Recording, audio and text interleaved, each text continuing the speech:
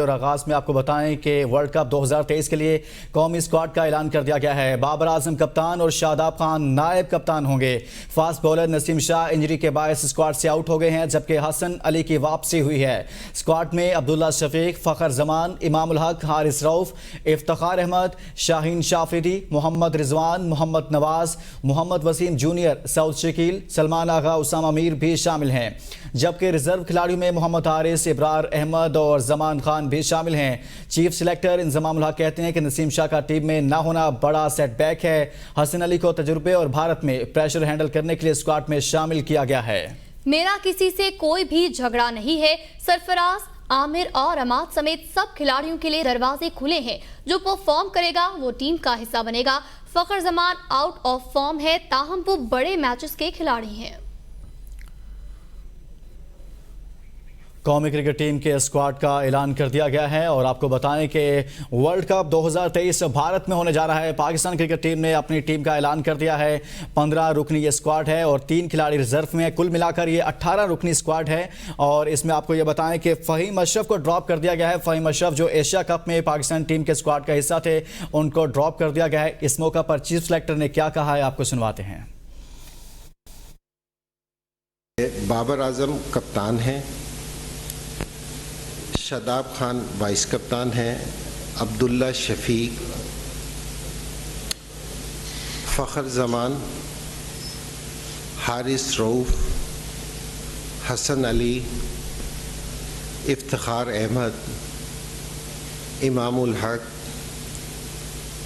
Mohammad Nawaz, Mohammad Rizwan wicket keeper, Mohammad Wasim junior, Salman Ali Agha, Saud Shakeel,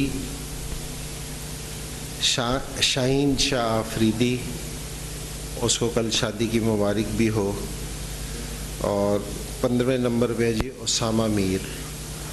ये 15 वो लोग हैं जो पहला स्क्वाड है। और रिज़र्व में जो 3 लड़के हैं उसमें मोहम्मद हारिस, इब्रार अहमद और जमान खान। दुनिया क्रिकेट का सबसे इवेंट भारत में होने जा रहा है। उस सिलसिले में पाकिस्तान क्रिकेट टीम का ऐलान कर दिया गया है। इसी बारे में मजीद बात करते हैं नुमाइंदा ABN न्यूज़ लाहौर से मोहम्मद अली नासिर से। मोहम्मद अली नासिर, बताइएगा, चीफ सेलेक्टर इंजमामुल हक की जानिब से 18 रुकनी स्क्वाड का ऐलान कर दिया गया है। 3 खिलाड़ी रिजर्व में रखे गए हैं। क्या कहा गया उनकी जानिब से? फ़हीम अशरफ को ड्रॉप कर दिया गया है, हसन अली को ऐड किया गया है।